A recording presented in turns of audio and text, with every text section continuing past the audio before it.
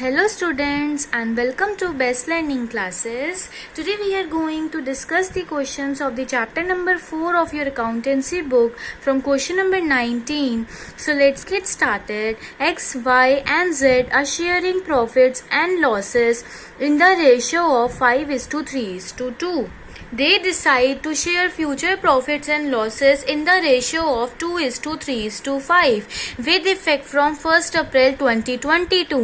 They also decide to record the effect of following accumulated profits, losses and reserves without affecting their book values by passing a journal entry. मतलब देखो वो क्या बोल रहे हैं, आपको ओल्ड रेशियो भी क्वेश्चन में गिवन है, आपको न्यू रेशियो भी क्वेश्चन में गिवन है. वो बोल रहे हैं कि जितने भी accumulated profits हैं, losses हैं या फिर रिजर्व्स हैं, बुक वैल्यू का अफेक्ट किए बिना आपको इनकी सिर्फ एक जर्नल एंट्री, एक एडजस्टिंग एंट्री पास करनी है. अच्छा, अब जब आपको क्वेश्चन में ये बोला होता है स्टूडेंट्स कि आपको एक ही जर्नल एंट्री, सिर्फ एक ही एडजस्टिंग एंट्री पास करनी है, उस केस में हमें कौन सा रेशियो यूज करना होता है? सैक्रिफाइसिंग या फिर गेनिंग रेशियो. तो आपके पास ओल्ड रेशियो भी है, आपके पास न्यू रेशियो भी है. आप बहुत इजीली सैक्रिफाइसिंग या गेनिंग रेशियो कैलकुलेट कर लेंगे और उसको लेके हमें जनरल एंट्री कर लेंगे.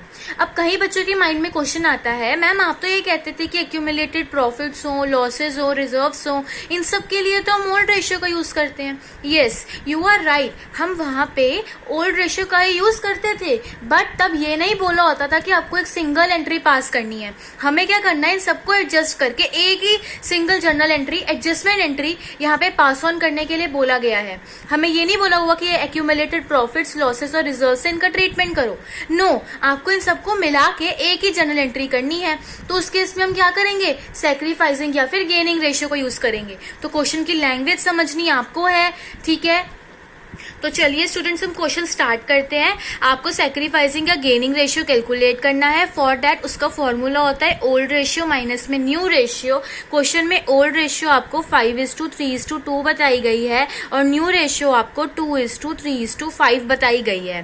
फाइन. अगर हम x की ओल्ड रेशियो की बात करें तो वो 5/10 है, y का 3/10 है और z का 2/10 है. बीच में लग जाएगा माइनस का साइन. देन न्यू रेशियो इसका 2/10 है, इसका 3/10 है और इसका 5/10 है. अगर हम इधर माइनस करें तो आंसर 3/10 आ रहा है, इधर आंसर 0 आ रहा है और इधर -3/10 आ रहा है. इट मीन्स ये क्या कर रहा है? x सैक्रिफाइस कर रहा है, y no sacrifice and no gain. Fine. तो देखो स्टूडेंट्स, अब हम क्या करेंगे, आपको पता है कि जनरल रिजर्व का क्रेडिट बैलेंस होता है, प्रॉफिट एंड लॉस का तो आपको क्रेडिट बैलेंस बता ही रखा है, और एडवर्टीजमेंट सस्पेंस का आपका डेबिट बैलेंस होता है जो आपको ध्यान रखना है. एंड आई होप आपको ये बात ऑलरेडी पता भी होगी. हो गया इतना. अब हम क्या करेंगे, अब हम इसका टोटल करेंगे. किस तरीके से करोगे स्टूडेंट? क्रेडिट बैलेंस है तो इसको भी प्लस में लेंगे, इसका भी क्रेडिट बैलेंस है, इसको भी प्लस में लेंगे, इसका डेबिट बैलेंस है तो इसको हम नेगेटिव में लेंगे. ये बात आपको ध्यान रखनी है कि जो क्रेडिट होता है उसको प्लस में क्रेडिट है, प्लस में डेबिट है, माइनस में. ठीक है. अब हम इसको करते हैं माइनस और आप इसका आंसर निकाल लो. तो ये टोटल आपके पास स्टूडेंट 18,000 आ रहा है. That is 6,000 plus 24,000 and less 12,000 gives you 18,000. Right. अब आप क्या करोगे? एक्स और जेड का शेयर निकाल लोगे. वाई का शेयर क्यों नहीं निकाल रहे? क्योंकि ना ही वो सैक्रिफाइस कर रहा है, ना ही वो गेन कर रहा है. ठीक है. हमें मतलब किससे है? सिर्फ अब एक्स और जेड से. और उनका सैक्रिफाइसिंग या गेनिंग रेशियो क्या आया है? 3/10 आया है. और दोनों का इक्वल भी आना चाहिए, वो भी आ रहा है. तो कि एक पार्टनर जितना सैक्रिफाइस करेगा उतना ही दूसरा पार्टनर गेन कर सकता है. तो 18,000 का आप 3/10 निकाल दीजिए तो ये 5,400 आ गया. एज एक्स सैक्रिफाइस कर रहा था तो इसका अकाउंट क्रेडिट होने वाला है. और सेम वही 18,000 का अगर हम 3/10 निकाल देंगे तो ये भी 5,400 ही आ रहा है. बट एज जेड गेन कर रहा था तो इसका अकाउंट क्या होगा? डेबिट होगा. ऐसे तो हम बहुत सारे क्वेश्चन कर चुके हैं तो इसमें तो अब कोई भी दिक्कत आप लोगों को नहीं होगी. अब आपने सब कुछ कर लिया. अब आप क्या करेंगे? यहाँ पे जर्नल एंट्री पास कर देंगे 1 अप्रैल 2022 पे. जेड का कैपिटल अकाउंट डेबिट होगा तो कि ये पार्टनर क्या कर रहा था? गेन कर रहा था. और एक्स का कैपिटल अकाउंट क्रेडिट होगा तो कि ये पार्टनर क्या कर रहा था? सैक्रिफाइस कर रहा था. तो 5,400 का अमाउंट आपके पास यहाँ पे आ जाएगा. तो आप क्या लिखेंगे कि reserve capital adjusted without affecting book value. Fine. तो देखो स्टूडेंट, इसमें कोई ज्यादा चीज ध्यान रखने वाली नहीं थी। सिर्फ एक चीज आपको ये पता होनी चाहिए इस क्वेश्चन में कि जब भी आपको क्वेश्चन में बोला गया हो कि आपको सिंगल एडजस्टमेंट एंट्री पास करनी है, तो उस केस में हमेशा सैक्रिफाइसिंग और गेनिंग रेशियो का यूज होगा, मेन चीज। और दूसरी चीज ये याद रखनी है कि जनरल रिजर्व का प्लस बैलेंस होता है, that is credit. PNL account का आपको ऑलरेडी क्वेश्चन में बता रखा था कि क्रेडिट बैलेंस है, और एडवर्टीजमेंट सस्पेंस का डेबिट बैलेंस होता है, जो कि अगर बताया भी ना हो तो आपको पता होना चाहिए। फिर हमने वही किया, उसका अमाउंट निकाला और एज सैक्रिफाइसिंग और गेनिंग में उसको डिस्ट्रीब्यूट कर दिया और जर्नल एंट्री पास कर दी। ठीक है, वैसे तो सब कुछ ही सेम था, बस ये दो चीजें जो मैंने बताई हैं इनको आपको ध्यान रखना है। चलिए 20th क्वेश्चन देखते हैं। Ashish, Akash and Amit are partners sharing profits and losses equally. Equal उनका प्रॉफिट शेयरिंग रेशियो है, दैट इज 1:1:1। बैलेंस शीट आपको 31 मार्च 2022 पे ये सारी चीजें एसेट्स एंड लाइबिलिटीज आपको गिवन है। ठीक है स्टूडेंट, पार्टनर्स का क्या है, अब उन्होंने डिसाइड कर लिया है कि अब वो 1 अप्रैल 2022 से, मतलब अब नए ईयर से वो अपने प्रॉफिट्स और लॉसेस इस रेशियो में शेयर करने वाले हैं।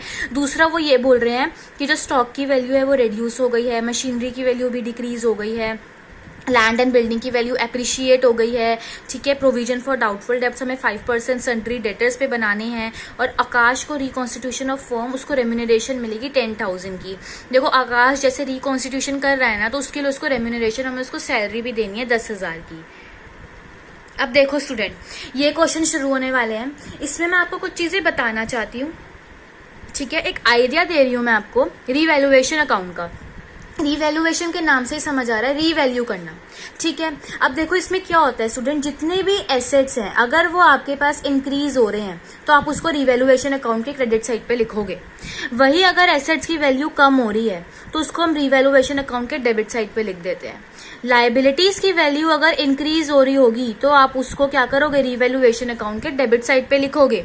और वही अगर लाइबिलिटीज की वैल्यू कम हो रही होगी तो उसको हम क्रेडिट साइड पे लिखते हैं। ये चारों चीजें हैं जो आपको पता होनी चाहिए कि रीवैल्यूएशन अकाउंट के क्रेडिट साइड पे और डेबिट साइड पे क्या क्या आता है।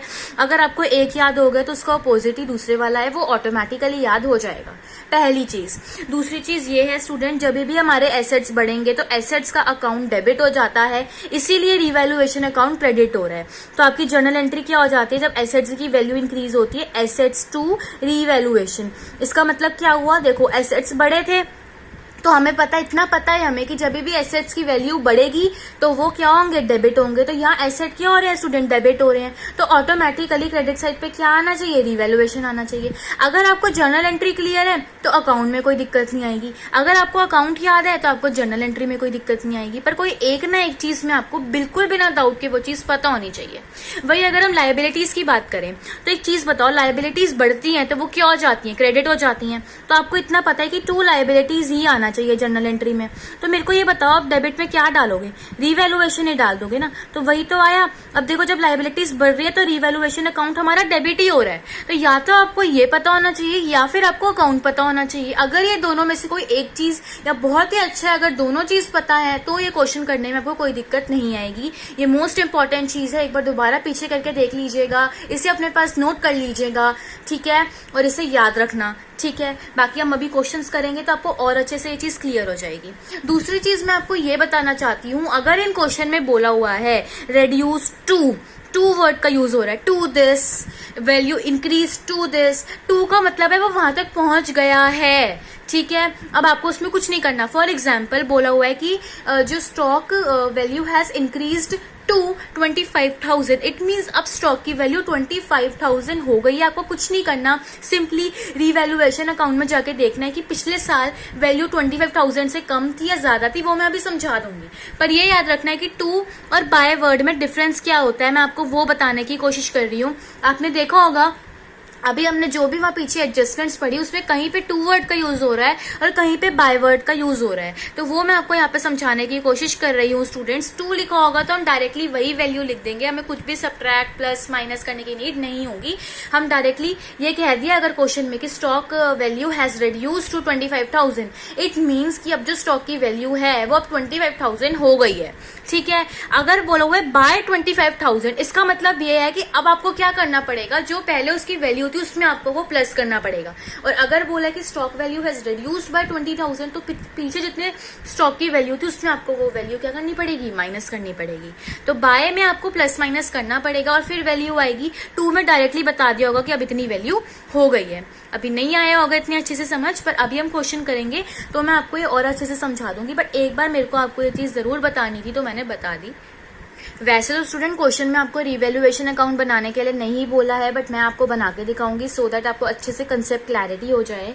ठीक है, तो सबसे पहले आपको एडजस्टमेंट में बोला हुआ है कि value of stock to be reduce to 1,25,000 की जो स्टॉक की वैल्यू है वो अब कम होकर कितनी हो गई है, 1,25,000 हो गई है।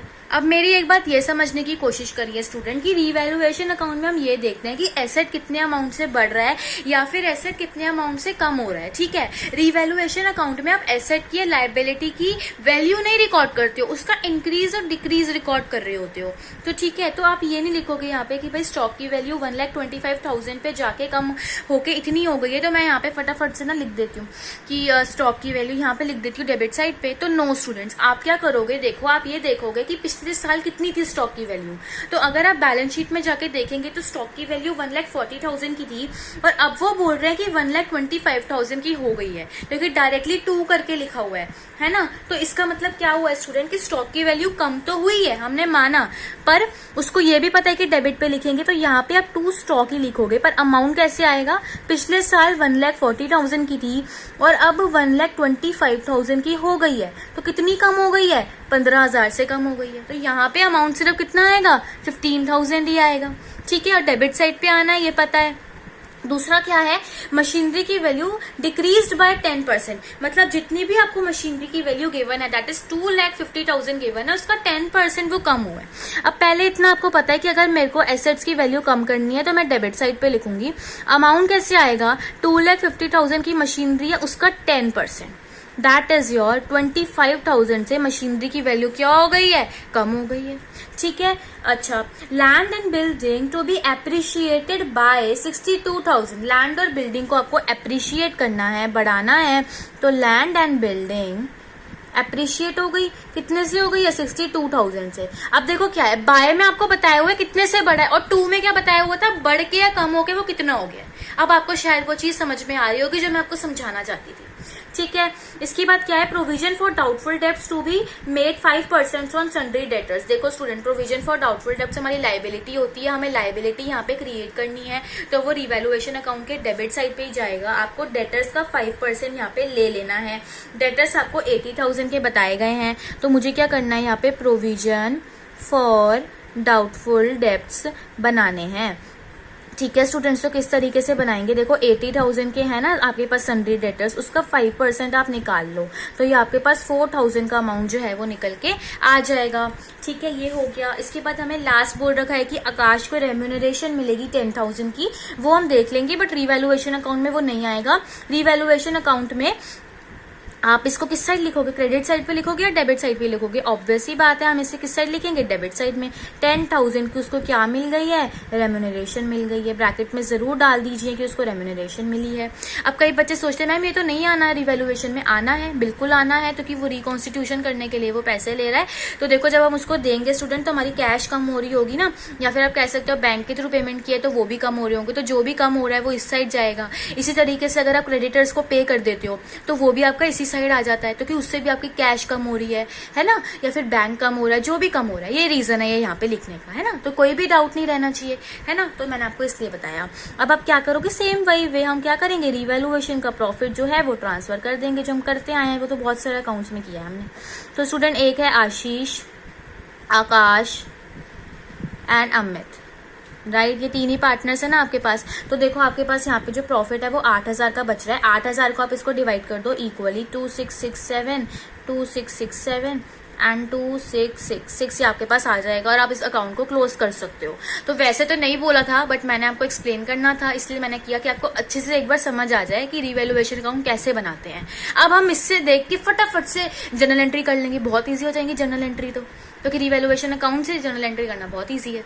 अब एक बात और स्टूडेंट्स, जब भी क्वेश्चन में आपको बोल रखा हो कि ये आपके पास एडवर्टीजमेंट, सस्पेंस और जनरल रिजर्व आपको बैलेंस शीट में गिवन हो, तो वो हिडन एडजस्टमेंट होती है स्टूडेंट, उसको आपको जरूर पार्टनर्स में डिस्ट्रीब्यूट करके फिनिश कर देना होता है हमेशा, ठीक है। अगर आपको जनरल रिजर्व गिवन हो या फिर आपको एडवर्टीजमेंट, सस्पेंस, ये सब चीजें अगर आपको गिवन हो, वर्कमैन कंपनसेशन रिजर्व, ठीक है, इन सब चीजों में। हाँ, एक्सेप्शन तब होगी जब आपको पीछे एडजस्टमेंट्स में बोल रखा हो कि जैसे वो लिखा नहीं होता कि जनरल रिजर्व को डिस्ट्रीब्यूट नहीं करना, तो उस केस में हम सैक्रिफाइसिंग रेशियो का यूज करेंगे, या फिर बोला हुआ इन सब चीजों की एक ही एडजस्टमेंट एंट्री पास करनी है, उस केस में सैक्रिफाइसिंग रेशियो का यूज होगा। अदरवाइज हम इसका क्या करते थे, हमेशा ओल्ड रेशियो में ट्रीटमेंट करते थे। तो ये हिडन एडजस्टमेंट है स्टूडेंट, क्वेश्चन में नहीं भी बोला है तो भी आपको करना है। खास करके वो जरूरी तब हो जाता है जब आपको जर्नल एंट्रीज करने को बोली होती है, तो आपके मार्क्स डिडक्ट हो जाएंगे। तो आपको अपने दिमाग में अभी से बिठा लो, कहीं पे भी बैलेंस शीट में गिवन हो तो वो आपकी हिडन एडजस्टमेंट्स है, वो आपको जरूर डिस्ट्रीब्यूट कर देना है पार्टनर्स में, और वो भी ओल्ड रेशियो में,